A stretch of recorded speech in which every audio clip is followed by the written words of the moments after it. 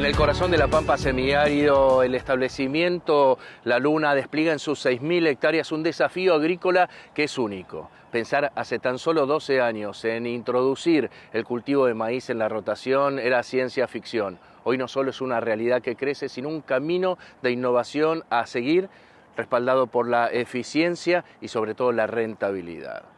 Acompáñenos a conocer en profundidad esta historia que, respaldado por la ciencia y la perseverancia, ha transformado un paisaje en una expectativa agrícola real. A pocos kilómetros de Guatraché, en el corazón de la Pampa semiárida, se extienden las 6.000 hectáreas del establecimiento La Luna, un campo donde hasta hace poco más de una década el maíz era apenas una ilusión. En una zona considerada marginal para el cultivo por clima y por suelo, un equipo técnico decidió cambiar la historia y hace 12 años comenzó una apuesta audaz: hacer maíz donde no se hacía. Esta aventura productiva es un caso testigo de cómo la tecnología, el manejo y la visión a largo plazo pueden transformar un ambiente adverso en una fábrica de espigas. Nos encontramos a 35 kilómetros al oeste de la localidad de Guatraché de la Pampa. Esto se puede considerar zona semiárida, pero estamos al borde de la zona marginal agrícola. La zona era de campos ganaderos. En este campo se hace agricultura hace 30 años, fundamentalmente de trigo, cereales de invierno.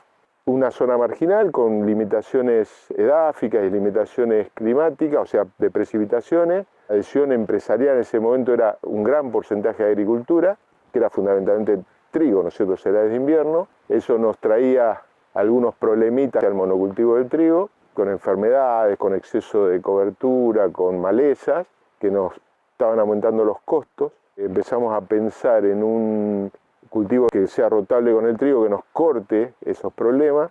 Tuvimos alguna experiencia un poco exitosa con la arveja proteica y la colza.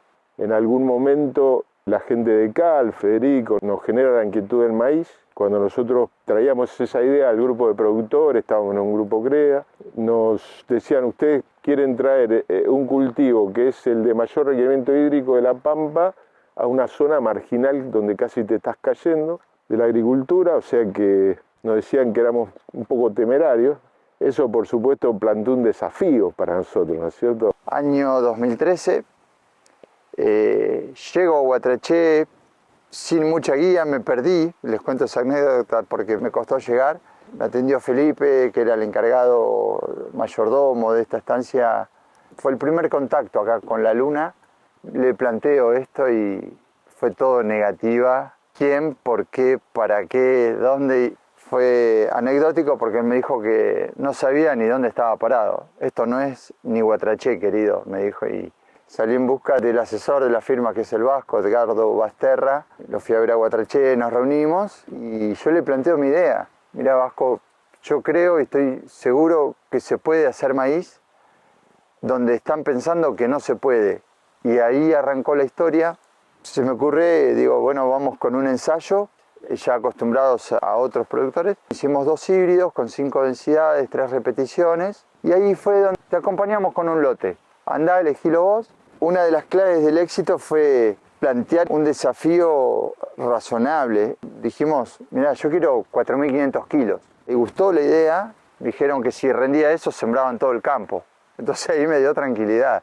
Se me presentó doble problemática. Yo venía por el ensayo para demostrar que se podía, pero me corrieron con un lote de 250 hectáreas. El objetivo del ensayo fue buscar potenciales, estabilidad de los materiales y explorar la heterogeneidad espacial. 4.500 kilos planteados es un objetivo, pero después tenemos pisos y techos. Entonces, ese fue el objetivo del ensayo.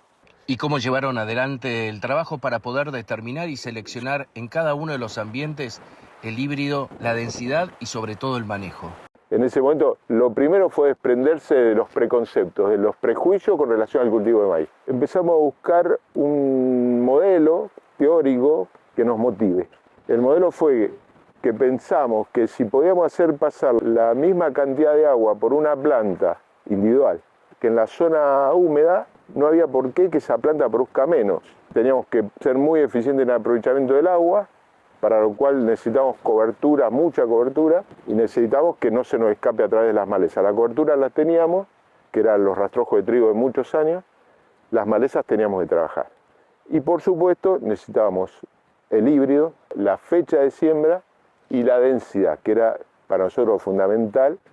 Con eso nos ayudó mucho la gente de CALF. El éxito fue plantear un objetivo razonable de esos 4.500 kilos que te conté. Ordenar el sistema fue clave, la fecha de siembra, la densidad, la precisión en la siembra, que yo eso era una de las restricciones en la zona. Tuve el privilegio de encontrar una sembradora que me puso 10.000 plantas por hectárea, 20.000, 30.000, 40.000, 50.000. No teníamos experiencia por debajo de las 40.000 plantas. Y acá era todo nuevo. Nos rompía todos los manuales, nuestra propuesta de valor, y vinimos a innovar, a estudiar, a probar. Una vez ordenado el sistema, que lo planteamos para que nos digan que sí, fue la decisión empresarial la que nos habilitó y formó parte de poder avanzar y el éxito de acá. Las 6.000 hectáreas se leen como un mapa de ambientes, donde hay muchos campos dentro de uno. Ventimiglia comparte cómo trabajan para potenciarlos. En este campo nosotros veníamos haciendo mucho monocultivo de trigo, entonces siempre era ver el tema de encontrar una rotación más a largo plazo. Nosotros estábamos con un monocultivo de trigo de 5 o 6 años haciendo trigo sobre trigo. Lo único que podíamos hacer era cambiar con cebada o verdeo de invierno porque estamos en una zona todavía mixta. El maíz nos permitió romper con eso. Seguimos con rotación de gramínea sobre gramínea, pero ya algo invernal versus estival, ¿no? Este campo son 6.000 hectáreas. La idea era hacer 3.000 hectáreas de trigo y las otras 3.000 hectáreas hacer 1.500 de verdeo de invierno, ya que tenemos la ganadería, y 1.500 con maíz. Y de ahí empezar a hacer la rotación. De las 6.000 hectáreas nosotros agarramos y hicimos un mapeo de tosca. Se pinchó todo el campo con cuadrículas cada 50 metros. Y lo que se logró fue eso, un mapeo de tosca, de ver la profundidad que tenemos a la tosca. De ahí surgieron que pudimos delimitar como 3 ambientes probables y teníamos profundidades de 0 a 1 metro, y en las cuales de 0 a 20 centímetros dijimos este es un ambiente, de 20 a 60 centímetros otro ambiente y de 60 a 1 metro o más otro ambiente. Y así arrancamos. Con el correr del tiempo y con la mejora de la tecnología sumamos los mapas de rendimiento de las cosechadoras y por último el índice verde, NDVI. Actualmente juntamos esas 3 capas y pudimos agarrar y empezar a perfeccionar los ambientes. Entonces año a año los ambientes van en una transición y nunca se quedan fijos. Para poder encontrar la densidad para cada ambiente, nosotros hicimos franjas fijas en los lotes. Dijimos, bueno, vamos a hacer 10.000 plantas, 20.000, 30.000, 40.000, 50.000 plantas. Todo fijo, de punta a punta en el lote, sabiendo que el lote era overo. Y veíamos cómo iba respondiendo cada densidad en esa tirada. Y de ahí fuimos encontrando qué poner por cada ambiente, qué densidad. Porque ¿qué veíamos? Que en un ambiente de una profundidad de 80 centímetros, 40.000 plantas rendían 10.000 kilos y 20.000 plantas rendían 3.000. O sea, ¿qué quiere decir? Que nos estábamos quedando cortos en planta. Lo que sí estamos convencidos que al cultivo de maíz lo estamos ayudando mucho con esto porque te da una gran herramienta de decisión, ¿no es cierto? Uno puede tomar posiciones defensivas cuando ve que el perfil no está cargado o las expectativas de mercado son malas, y puede ser muy ofensivo, o sea, con más densidad, más fertilizante, cuando tenemos el perfil todo cargado o las perspectivas de mercado son buenas. En los ambientes de menor potencial, sembrar menos es sembrar mejor. La ultra baja densidad no es una limitación, es una estrategia pensada planta por planta. Hoy nosotros estamos en un rango que no le llamamos baja densidad, sino ya es ultra baja densidad. Estamos desde las 12.000 plantas en el ambiente de bajo potencial a las 30.000 plantas en el de alto potencial, y en ese rango nos movemos según los ambientes. Estábamos trabajando con 3 ambientes, yo abrí el juego y sumé un ambiente más. ¿Qué fui observando en estos últimos 2 años? Que el ambiente que yo lo tenía de bajo potencial, que iba de 0 a 40 centímetros, veía que por ahí podía captar algo más de rinde. Entonces lo desagregué y dije, bueno, de 0 a 20 es el 1% de ese ambiente, ahí pongo 12.000 plantas, y de 20 a 40 puedo ser un poquito más agresivo o más ofensivo y ponemos 16.000 plantas. Y con eso tratar de capturar algo más de rendimiento. En el establecimiento La Luna, la búsqueda de mayor productividad y rentabilidad no se da en la comodidad. Se logra desafiando el sistema, poniéndolo en crisis para encontrar nuevas respuestas. Ponemos en crisis el sistema. ¿Qué pasaría si bajan los precios del maíz? Entonces, uno de los principales costos es la fertilización, ¿no es cierto? La semilla, vos fíjate que usamos 4 hectáreas por bolsa, o sea, el costo no es significativo, pero sí el fertilizante. Entonces, ese barbecho largo nos insumía mucho costo en herbicida, y bueno, después teníamos el costo del fertilizante. Estamos trabajando con vicia como cultivo de cobertura, pensando en que esa vicia, si logramos 3.000, 4.000 kilos de materia seca, quemada en estos momentos, o sea, fines de julio, nos entrega rápidamente mucho nitrógeno, hasta 300 kilos de nitrógeno, con lo cual podríamos empezar, si se pone feo el número, podríamos empezar en ahorrar costos en base a los fertilizantes. ¿Cuáles son los rindes y promedio que han cosechado a lo largo de estos últimos 12 años aquí en el cultivo de maíz en La Luna? Nosotros arrancamos con 2.700 kilos, el segundo año fue maravilloso de lluvioso, fue el año pico, que fueron 7.100 kilos de promedio. Tuvimos 2007-2018, hay 2 años muy críticos. El promedio son 4.060 kilos en estos 11 años que tenemos. Nosotros queríamos 20.000 plantas con 200 gramos. Lograr individualmente 200 gramos por planta y con 20.000 plantas, eran 4.000 kilos. Bueno, ahora ya apuntamos todos los años un poquito más, ¿no es cierto? Acá, Guatraché, estabilizamos en 4.500 kilos, 4.400. Ya esta es la cosecha número 12 de forma ininterrumpida. El promedio dio en ese rinde que nosotros habíamos predicho, estuvimos en el objetivo, aporta en toneladas de maíz que produce a la Argentina. No nos estaría achicando en esas brechas, sino incrementando área, como en otras partes del mundo, que incrementan área, pero hay más maíz. Ese es el gran aporte, que nos estamos metiendo en zonas impensadas. ¿Cuáles son las características y criterios de selección de los híbridos de maíz que vienen sembrando en estos últimos 12 años en la rotación? Ya hace 10 años que venimos trabajando con el cultivo de maíz, que entró en la rotación dentro del establecimiento. Estamos con una estabilidad impresionante de 4.100 kilos promedio, pasando ya por 2 años de los más secos para el cultivo y pudiendo haberlo cosechar. Nuestra premisa es que queremos llegar a tener 300, 350 gramos por planta para asimilarnos a la eficiencia que tienen en otras zonas en cuanto a rendimiento. Estamos trabajando con híbridos de alta performance, acá con un híbrido de cal 72-72. Con eso estamos llegando a 6.000 kilos promedio de rendimiento. Diversificamos dentro de la paleta de cal, no hay que quedarse todo solamente con un solo híbrido. Entonces arrancamos con un ciclo largo, como un 72-72, y terminamos con un 69-62, que es un ciclo más corto. Obviamente, a ciclo más corto se te achica un poco el rendimiento y ahí estamos con los 4.000 kilos promedio. Trabajamos con híbridos de punta, asesorados por los técnicos del equipo de Bayer. ¿Qué hacemos normalmente para no quedarnos atrás? Ellos nos traen bolsas de híbridos que van saliendo constantemente y los vamos poniendo o ensayando a nivel de más parcela experimental dentro del campo, para el próximo año tener el mejor híbrido para lograr el mayor rendimiento. Federico Granillo comparte las características clave de los híbridos de CALB, elegidos para cada ambiente, en una estrategia donde el genotipo se ajusta al potencial productivo de cada lote. Los híbridos en La Luna los vamos probando, híbrido que gana se queda, y cuando salen materiales nuevos vamos probándolo con muy poquitas bolsas para ir avanzando y viendo la adaptabilidad del material. recién hicimos un ejercicio recorriendo el lote.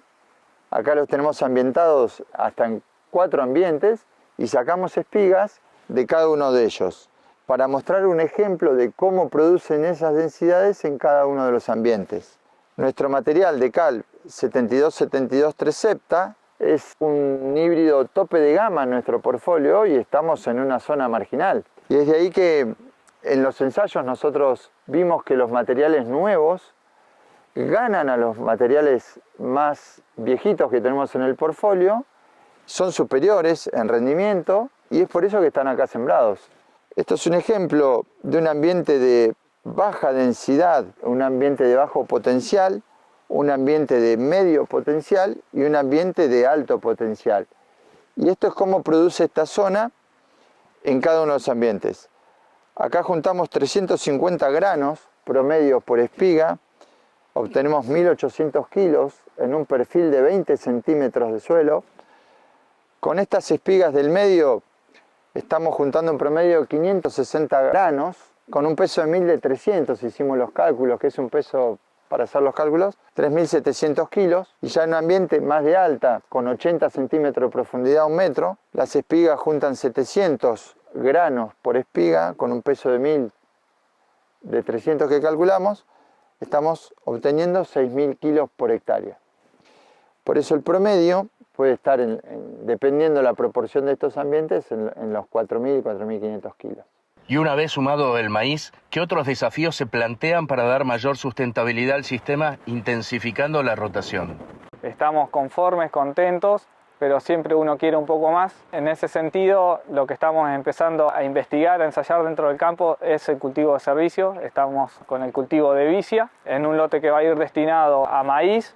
Decimos que viene de trigo en su rotación, ¿no? Son 2 trigos y después va maíz. Agarramos una porción de ese lote y hacemos el cultivo de servicio que es vicia. Y ahí empezamos a evaluar cómo le fue al maíz con el antecesor vicia versus con el de rastrojo de trigo. La vicia tiene la virtud que nos deja nitrógeno. El margen bruto, hoy que se está hablando de eso, el margen bruto del nitrógeno, si me conviene hacer el cultivo de servicio, me deja tantos kilos de nitrógeno versus yo venir y comprar la urea. Eso es un dato que estamos empezando a ensayar. Teniendo en cuenta que se utiliza 1/4 de bolsa por hectárea, ¿cuál es la relación costo-beneficio de sembrar maíz en esta zona semiárida? Acá la ecuación es otra exactamente. Uno, si me escucha que estoy conforme con los 4000 kilos promedio de rendimiento, bueno, ese número nos cierra muy bien a nosotros. Son acá barbechos largos, estamos en una zona que es fría, entonces los movimientos de maleza son más lentos, por lo tanto tenemos muy observados ya los picos de germinación de las malezas y el número de aplicaciones es bastante menor que otras zonas. Otra cosa importante también en ese sentido de querer bajar un poquito los niveles de uso de insumos, estamos empezando a también usar preemergentes. Con eso nos ahorramos también de hacer varias aplicaciones en cada nacimiento de malezas. Lo que mayor asombra a todos los que se acercan a este establecimiento, les impacta mucho ver un lote así que llega a cosecha, que llegue en este estado. ¿Cómo respalda la digitalización la precisión en los trabajos de ambientación e implementación del cultivo de maíz? Filbio ofrece prescripciones automáticas híbrido específicas para cada híbrido, entonces de esa manera podemos darle una utilidad mayor a la plataforma y lo que queremos es que los clientes puedan abarcar todas las características que ofrece Filbio, desde lo que es la pre-campaña, el monitoreo de los cultivos, la siembra, las aplicaciones y terminar con la cosecha y luego ver los resultados. En cuanto a tecnología, Bayer nos brinda todo lo que es la línea de Filbio, que son unos iPads que se conectan junto con las cosechadoras y de esa manera recopilamos todos los datos de rendimiento, humedad, en forma ya instantánea, ya lo podemos ver nosotros. A medida que va cosechando la máquina, vamos relevando toda esa información, instantáneamente la tenemos y después nos permite esa recopilación de los rendimientos, que son puntos por punto del lote en general, son millones de puntos que nosotros recopilamos y nos sirve para empezar a trabajar ya para el próximo año y tomar decisiones en cuanto a la mejora del ambiente para cada híbrido y para cada densidad. Vasco, después de ver toda la película de estos últimos 12 años, ¿qué representa el apoyo de una empresa líder y la satisfacción de haberlo logrado en conjunto? En lo personal y la firma está muy agradecida con Decal porque nos dio todo el apoyo en un momento que nosotros realmente no teníamos información para arrancar, no sabíamos cómo arrancar, con qué densidades probar, nos dio mucha información y vos sabés que se da algo que a uno lo sorprende, porque los híbridos buenos para las zonas buenas a nosotros son los que nos resultan, ¿no es cierto? Cuando yo te hablaba de que nosotros queríamos hacer pasar la cantidad de agua por la planta la misma que allá, bueno, vos imaginate, en ese momento se sembraba 52 centímetros. Las 20.000 plantas en la línea había 1 metro entre una y otra, lo cual, viste, desde el punto de vista del uso de fertilizantes es malo. Y la incógnita era si la planta era capaz de explorar todo ese volumen. Llegaba hasta la mitad. Y la gente de Cal vino y nos demostró que eso era así. Acá en La Luna, en Guatraché y en la zona, trajo el beneficio que cortó la rotación de un monocultivo, que estaban haciendo trigo solamente. Aumenta la diversidad. Esta es otra gramínea, como el trigo, pero es distinta porque es una carbono 4. El sistema radicular es completamente distinto. Explora de otra forma el suelo, tiene raíces más profundas. Colonizar el perfil de este suelo, lo colonizó. La raíz del maíz crece hasta 1,5 metros. Las ventajas de tener otra raíz distinta es que el suelo se airea de otra forma, toma otros poros, la lluvia infiltra. El rastrojo también es de gran volumen, aporta carbono, me ayuda a la intercepción de las próximas lluvias.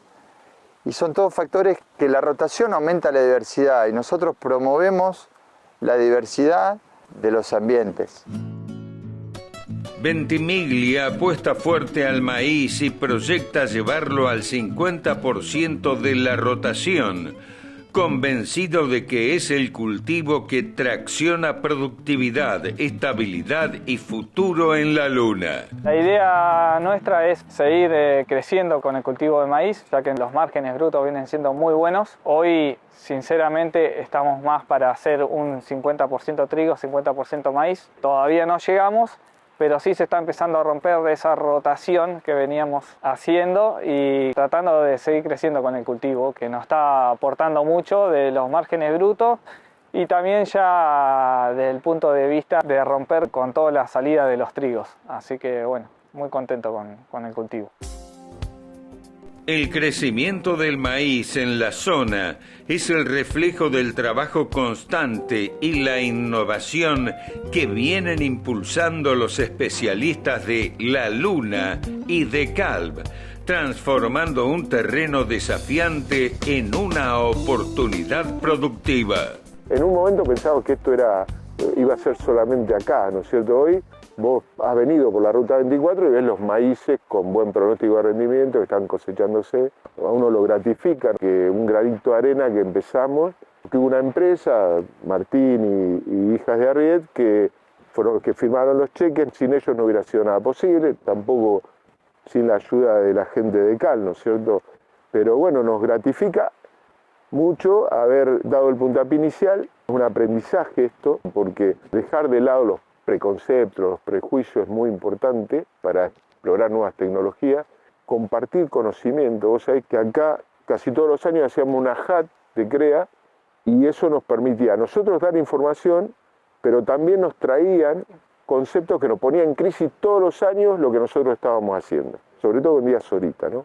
Díaz Orita vino y nos puso en crisis. Le dijo, no, esta densidad no va porque si ustedes se quedan cortos los años buenos, lo que pierden no lo van a recuperar los años malos. Bueno, entonces es muy importante, creo yo, compartir conocimiento porque retroalimenta, ¿no es cierto? Las devoluciones te retroalimentan mucho. Los productores de la zona se empezaron a sentir curiosos por cómo nos estaba yendo a nosotros con el cultivo. Todos los años recibimos a productores acá en el establecimiento. Somos abiertos a que vengan, nos consulten y lo que estamos observando a nivel general de nuestra zona, que el cultivo pegó un gran salto, eran productores de monocultivo de trigo y que hoy pasaron a hacer también el cultivo de maíz y que ya están también tendenciosos a que sea en su rotación un 50% maíz y un 50% trigo. Federico Granillo reconoce que hace 12 años le decían que era imposible hacer crecer el maíz en esta zona. Hoy, La Luna y De Calv hicieron crecer el maíz en el desierto pampeano. Yo siento que esto es un modelo de producción a seguir. Produjo mucho contagio. Si bien arrancamos acá en la Luna y muchos decían que estábamos locos, todos los campos que vas recorriendo hay muchísimas hectáreas de maíz. El CREA al cual pertenecen ellos, contabilizadas tienen 12.000 hectáreas. Esta empresa está alquilando campos para sembrar maíz. Yo creo que va en aumento el área. Se le perdió el miedo y están invirtiendo. Tienen la tecnología, el conocimiento y la experiencia de estos 12 años. La Luna es modelo a seguir en la zona, modelo a seguir en otras zonas marginales del país y es comparable a distintas situaciones del mundo que también lo hicieron en otros continentes, en zonas marginales, así que se puede ir del mundo a Argentina, a Guatraché, digamos. Yo lo veo prometedor y que van por buen camino.